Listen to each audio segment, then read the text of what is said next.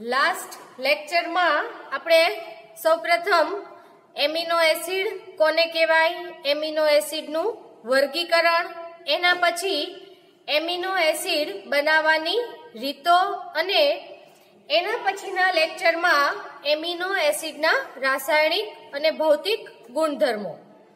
रासायणिक गुणधर्म में आपणे जुदा जुदा त्रणेय समूहना जेम के कार्बोक्सिलिक समूहना रासायणिक गुणधर्मो, एमिनो समूहना रासायणिक गुणधर्मो अने बंने समूहना मिश्र रासायणिक गुणधर्मो आटલું આપણે શીખ્યા।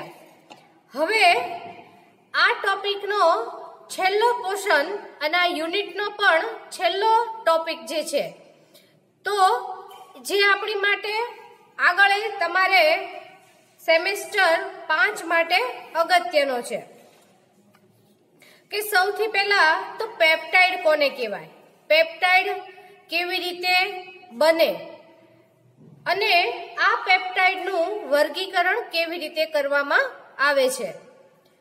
તો પેપ્ટાઇડ સૌથી પહેલા તો કોને કહેવાય તો કે કોઈ પણ બે એમિનો એસિડ એકબીજા સાથે સંકલન પ્રક્રિયાથી જોડાય। આ બંને એમિનો એસિડ એક સરખા પણ હોઈ શકે અથવા જુદા જુદા પણ હોઈ શકે। આ બંને એમિનો એસિડમાંથી એક એમિનો એસિડનો કાર્બોક્સિલિક સમૂહ અને બીજા એમિનો એસિડનો એમિનો સમૂહ આ બંને સંકલન પ્રક્રિયા દ્વારા એકબીજા સાથે જોડાય અને જે સંયોજન બનાવે એને પેપ્ટાઇડ કહેવાય। હવે આગળ હું બોર્ડ ઉપર તો તમને બધું લખાવીને સમજાવું જ છું, પણ તમને જો યાદ હોય તો એમિનો એસિડ પાસે બે સમૂહ હોય, એક મુક્ત કાર્બોક્સિલિક સમૂહ પણ હોય અને મુક્ત એમિનો સમૂહ પણ હોય।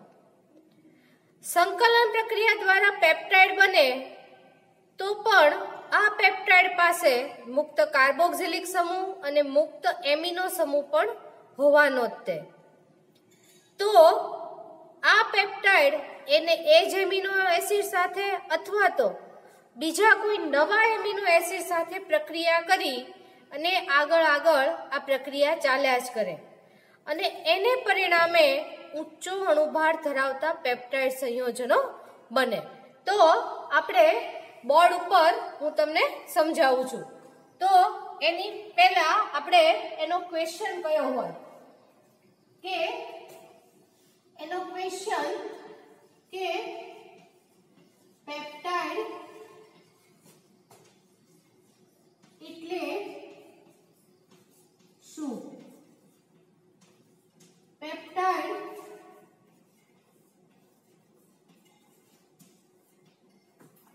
નું વર્ગીકરણ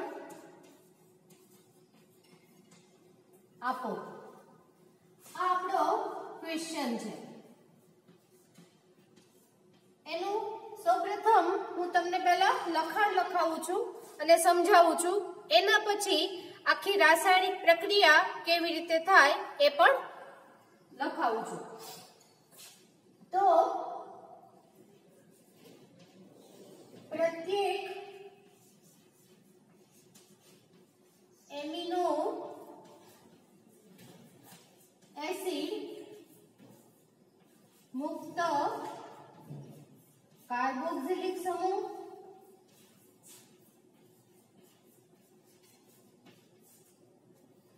અને મુક્ત એમિનો સમૂહ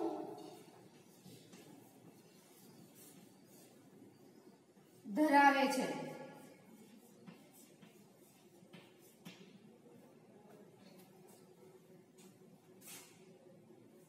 બે એમિનો એસિડ સરખા અથવા તો જુદા જુદા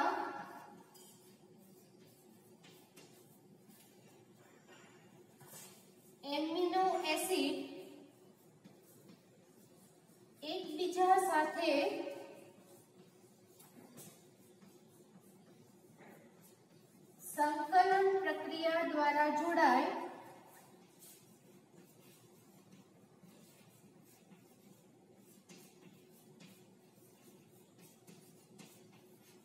ત્યારે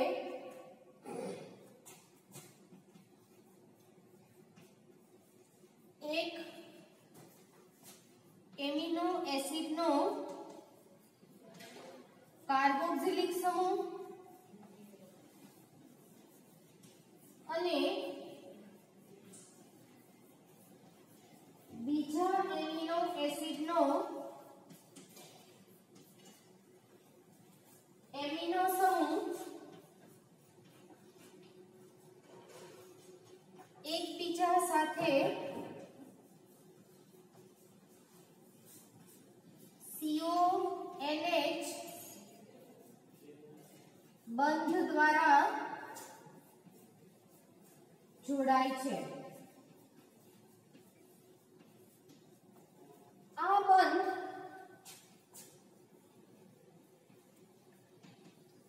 પેપ્ટાઇડ બંધ તરીકે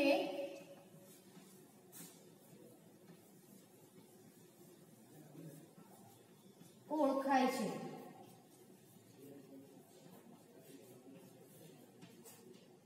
તો આવી રીતે બે એમિનો એસિડ એકબીજા સાથે જોડાય ત્યારે એક એમિનો એસિડનો કાર્બોક્સિલિક સમૂહ અને બીજા એમિનો એસિડનો એમિનો સમૂહ એ બંને એકબીજા સાથે સંકલન પ્રક્રિયા દ્વારા જોડાય અને જ્યારે જોડાય ત્યારે આ પ્રકારનો CONH બંધ બને જેને પેપ્ટાઇડ બંધ કહેવામાં આવે અને આ રીતે પેપ્ટાઇડ બને.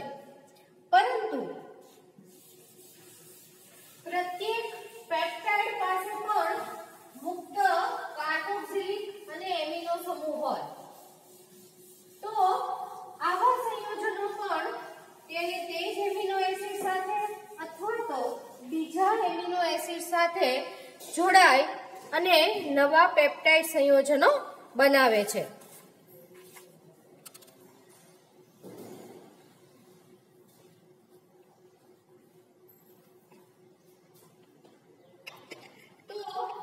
પેપ્ટાઇડની જો વ્યાખ્યા પૂછી હોય આપણને તો પેપ્ટાઇડની વ્યાખ્યા શું આવે કે પેપ્ટાઇડ કોને કહેવાય? તો પેપ્ટાઇડની વ્યાખ્યા આ પ્રમાણે આવે. પેપ્ટાઇડ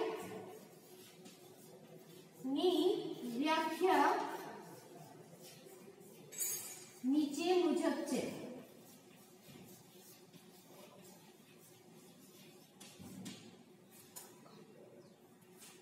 બે અથવા બેથી વધારે એમિનો એસિડ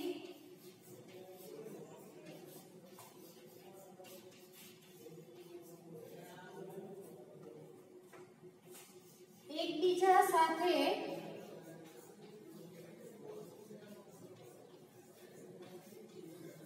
સંકલન પ્રક્રિયા દ્વારા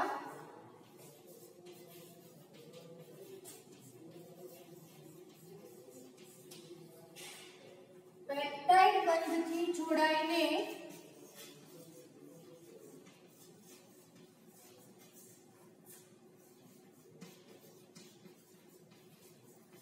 જે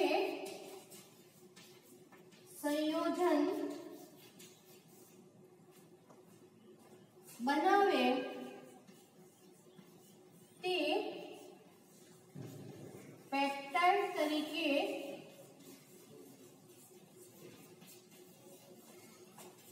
ઓળખાય છે.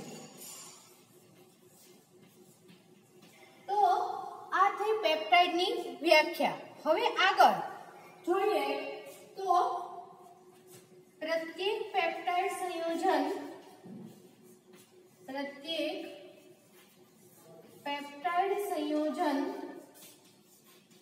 પણ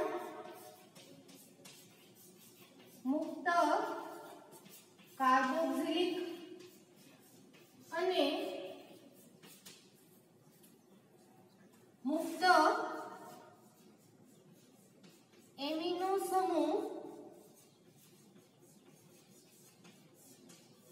ધરાવે છે.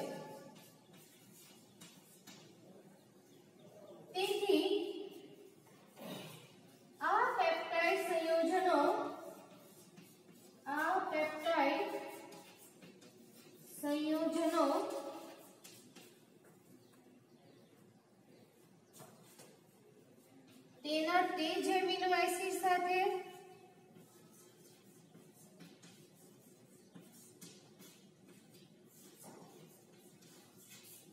અથવા તો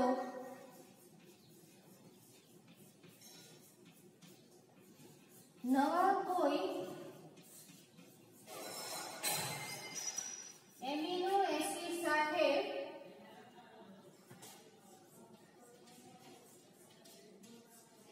જોડાય નવા પેપ્ટાઇડ સંયોજન બનાવે છે। તો આ પ્રમાણે આ પ્રક્રિયા ચાલુ જ હોય, જ્યાં સુધી એને અટકાવવામાં ન આવે ત્યાં સુધી પ્રત્યેક પેપ્ટાઇડ સંયોજન અને એમિનો એસિડના અણુ વચ્ચે સંકલન પ્રક્રિયા ચાલ્યા કરે અને તેને પરિણામે નવા પેપ્ટાઇડ સંયોજનો બને અને આ પેપ્ટાઇડ સંયોજનોને કારણે નવા ઊંચા અણુભાર ધરાવતા પોલીપેપ્ટાઇડ સંયોજનો આપણને પ્રાપ્ત થાય અને ઘણા બધા પોલીપેપ્ટાઇડ સંયોજન ભેગા થઈ અને પ્રોટીન સંયોજન બને। આમ આ પ્રક્રિયા સતત ચાલ્યા કરે અને તેના પરિણામે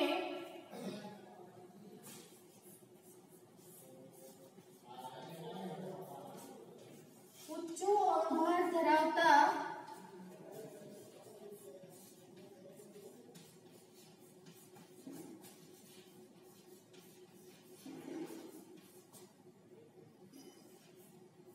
પોલીપેપ્ટાઇડ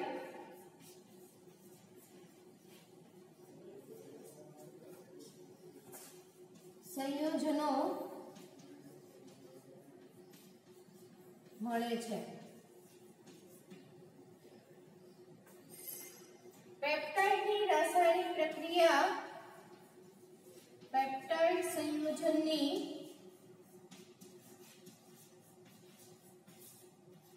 રાસાયણિક પ્રક્રિયા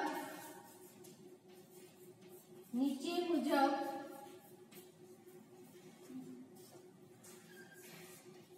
સમજી શકાય। હવે આની રાસાયણિક પ્રક્રિયા આપણે નીચે પ્રમાણે સમજીએ કે કેવી રીતે એમિનો એસિડ ના બે અણુ પહેલા એકબીજા સાથે જોડાય અને પેપ્ટાઇડ બનાવે, એ પછી આ બનેલ પેપ્ટાઇડ બીજા એમિનો એસિડ સાથે કેવી રીતે જોડાય અને પેપ્ટાઇડ બનાવે, જે આપણે રાસાયણિક પ્રક્રિયાઓ દ્વારા સમજીએ। સૌપ્રથમ આપણે amino acid NH2 CH R1 COOH એક આપણે સામાન્ય એમિનો એસિડ લઈએ। આ એમિનો એસિડ બીજા એમિનો એસિડ સાથે સંકલન પ્રક્રિયા કરે plus NH2 CH R2 COOH આ બીજો એમિનો એસિડ। પેપ્ટાઇડ બનવા માટેની સૌથી પહેલી શરત કે જેમાં ઓછામાં ઓછા બે એમિનો એસિડ તો જોઈએ જ, તે જે સરખા હોય અથવા તો જુદા હોય એ કોઈ કન્ડિશન નથી, પરંતુ પેપ્ટાઇડ બનવા માટે ફરજિયાત બે એમિનો એસિડની જરૂર પડે। આ બંને એમિનો એસિડમાં એક એમિનો એસિડનો કાર્બોક્સિલિક સમૂહ બીજા એમિનો એસિડના એમિનો સમૂહ સાથે પ્રક્રિયા કરે। આ પ્રક્રિયાને પરિણામે કાર્બોક્સિલિક સમૂહમાંથી OH અને એમિનો સમૂહમાંથી એક હાઇડ્રોજન દૂર થાય। આ OH અને H એકબીજા સાથે જોડાય પાણીના અણુ તરીકે રિમૂવ થાય અને આ બંને એમિનો એસિડ એકબીજા સાથે CONH બંધ એટલે કે પેપ્ટાઇડ બંધ દ્વારા જોડાય અને પ્રક્રિયાને પરિણામે આપણને આ પ્રકારની સંયોજન પ્રાપ્ત થાય NH2CHR1 CONH CH R2 COOH આ જે બન્યો CONH જેને કહેવાય પેપ્ટાઇડ બંધ આને કહેવાય પેપ્ટાઇડ બંધ હવે આ જે પેપ્ટાઇડ બન્યો મેં તમને જે હમણાં લખાયું એમાં લખાયું હતું કે પ્રત્યેક પેપ્ટાઇડ પાસે મુક્ત NH2 અને મુક્ત COOH એટલે કે કાર્બોક્સિલિક અને એમિનો એમ બંને સમૂહ આવેલા છે તો આ કોઈ પણ એક છેડેથી પાછો પેપ્ટાઇડ જે છે કાં તો એનો ઈ જ એમિનો એસિડ અથવા તો કોઈ નવા એમિનો એસિડ સાથે જોડાય અને આગળ પેપ્ટાઇડ સંયોજન બનાવે સપોઝ આ સંયોજન જે છે અહીંયાથી પાછા ત્રીજા એમિનો એસિડ સાથે જોડાય છે જે આપણે લખીએ NH2 CH R3 COOH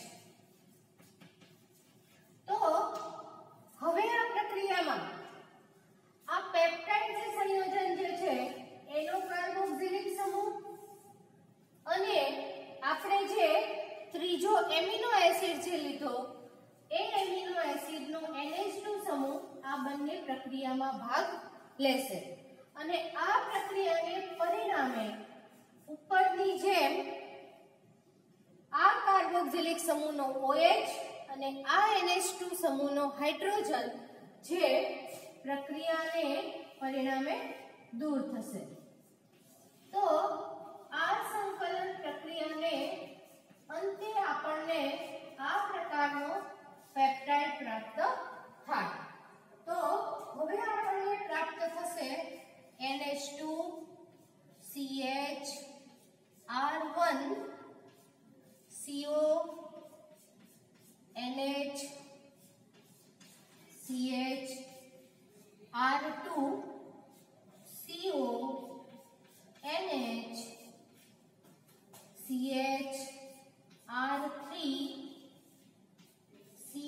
COOH તો અહીંયા આગળ ત્રણ એમિનો એસિડ જોડાણા જેને પરિણામે આપણને આ પ્રકારનું સંયોજન પ્રાપ્ત થયું જેની અંદર બે પેપ્ટાઇડ બંધ આવેલા છે આને કહેવાય પેપ્ટાઇડ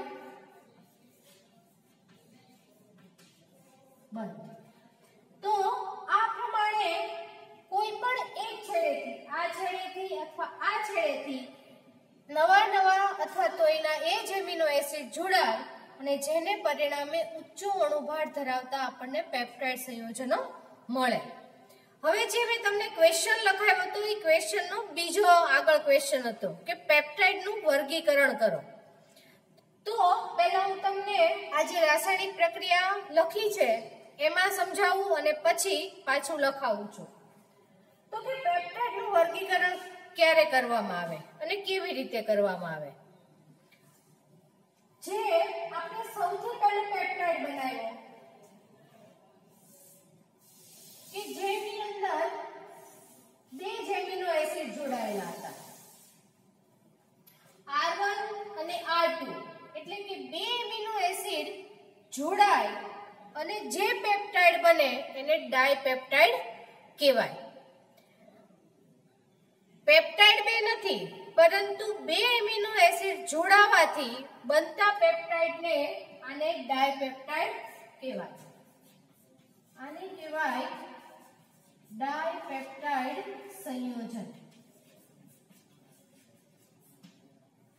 જ્યારે જુદા જુદા અથવા તો એક સરખા ત્રણ એમિનો એસિડ જોડાય અને બનતા પેપ્ટાઇડને ટ્રાયપેપ્ટાઇડ કહેવાય.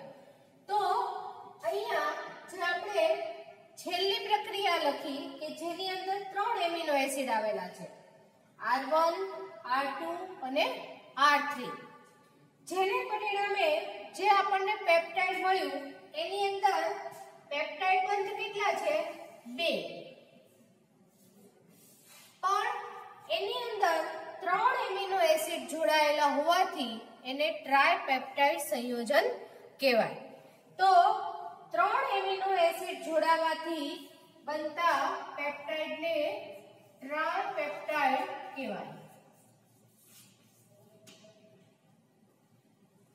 આ જ રીતે આપણે આગળ વધીએ તો 4 પેપ્ટાઇડ જોડાય અને બનતા સંયોજનને ટેટ્રાપેપ્ટાઇડ કહેવાય. જ્યારે 5 થી 10 એમિનો એસિડ જોડાયેલા હોય તો એવા પેપ્ટાઇડને ઓલિગોપેપ્ટાઇડ કહેવાય અને 10 થી પછી અસંખ્ય એમિનો એસિડ જોડાયેલા હોય તો આવા પેપ્ટાઇડ સંયોજનને પોલીપેપ્ટાઇડ સંયોજન કહેવાય. જેને આપણે કહીએ કે પેપ્ટાઇડનું વર્ગીકરણ આ રીતે કરવામાં આવે છે, જે હું તમને અહીંયા લખાવું છું. તો આ થયું પેપ્ટાઇડ કેવી રીતે બને, જે પહેલા મેં તમને રાસાયણિક પ્રક્રિયા દ્વારા સમજાવ્યું, અને એના પછી આ પેપ્ટાઇડનું વર્ગીકરણ કેવી રીતે કરવામાં આવે એ પણ મેં તમને સમજાવ્યું. તો હવે આપણે એમનું લખાણ જોઈ લઈએ કે પેપ્ટાઇડનું વર્ગીકરણ કેવી રીતે કરવામાં આવે છે, તેનું લખાણ લખી લેજો. તો મેઇન ક્વેશ્ચનનો સબ ક્વેશ્ચન છે પેપ્ટાઇડનું વર્ગીકરણ.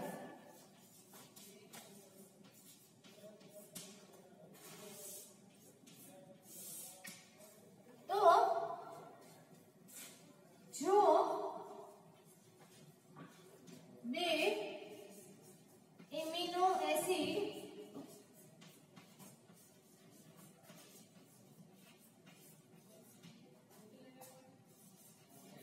એકબીજા સાથે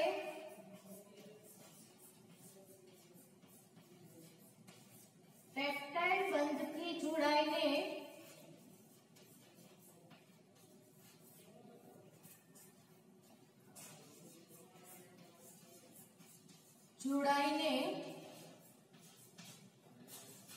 જે સંયોજન બનાવે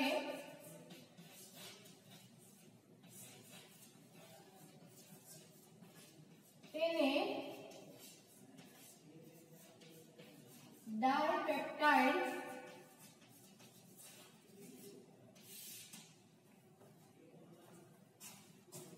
કહેવાય. એવી જ રીતે આગળ 3 એમિનો એસિડ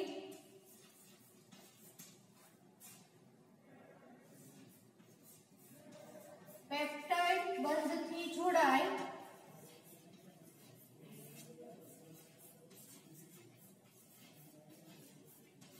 ને બનતા સંયોજનને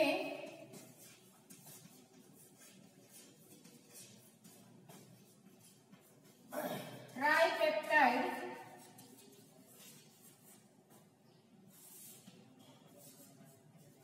કહેવાય. આ જ પ્રમાણે 4 એમિનો એસિડ હોય અને જે સંયોજન બને એને ટેટ્રાપેપ્ટાઇડ કહેવાય. 4 એમિનો એસિડ પેપ્ટાઇડ બંધથી જોડાઈને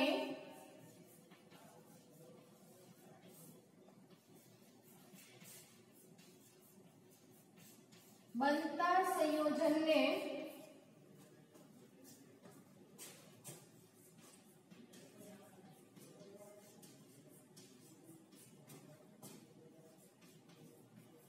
ટેટ્રાપેપ્ટાઇડ કહેવાય.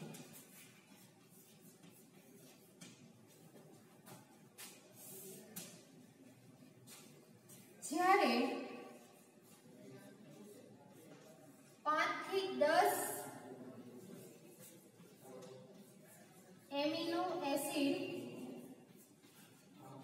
જોડાઈને બનતા પેપ્ટાઇડને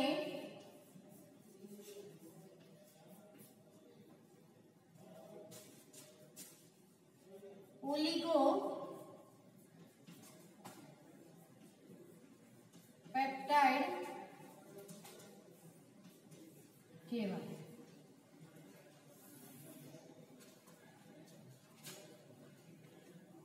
10 થી અસંખ્ય એમિનો એસિડ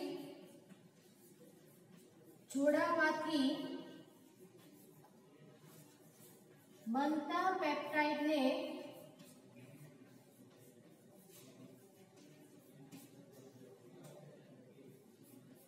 પોલીપેપ્ટાઇડ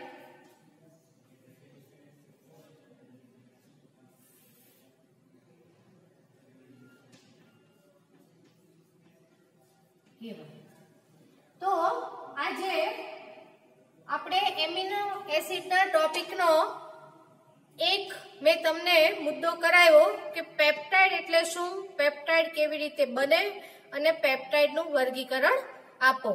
તો બે અથવા બે કરતા જુદા જુદા એમિનો એસિડ એકબીજા સાથે સંકલન પ્રક્રિયા દ્વારા પેપ્ટાઇડ બંધથી જોડાય અને જે નિપજ બનાવે, જે સંયોજન બનાવે એને પેપ્ટાઇડ કહેવાય. આ પછી આ પેપ્ટાઇડની રાસાયણિક પ્રક્રિયા સમજાવી અને એના પછી લાસ્ટમાં પેપ્ટાઇડનું વર્ગીકરણ. હવે આ જે ટોપિક જે છે એનો એક જ ક્વેશ્ચન બાકી રહ્યો છે કે પ્રોટીનની સમજણ આપો, પ્રોટીનની તબક્કાવાર જેના પોઈન્ટ્સ, અને એના પછી છે કે પોલીપેપ્ટાઇડ અને પ્રોટીન એની સરખામણી કરો. આવો ક્વેશ્ચન ઘણી વખત પૂછાય છે કે પ્રોટીન અને પોલીપેપ્ટાઇડ અથવા તો પેપ્ટાઇડની સરખામણી કરો. તો આ બે ક્વેશ્ચન જે બાકી જે છે એ નેક્સ્ટ લેક્ચરમાં આપણે પૂરું કરીશું આખું આ યુનિટ, અને એના પછી નવું યુનિટ શરૂ કરીશું જેમાં આવશે સક્રિય મિથિલિન સમૂહ. તો આ પેપ્ટાઇડ નું લખાણ અને ખાસ એની રાસાયણિક પ્રક્રિયા લખીને કરજો તો જ યાદ રહેશે. અને જે મેઇન કેમિસ્ટ્રી વાળા સ્ટુડન્ટ જે છે એને આ સેમેસ્ટર 5માં પણ અગત્યનું છે. Okay, thank you.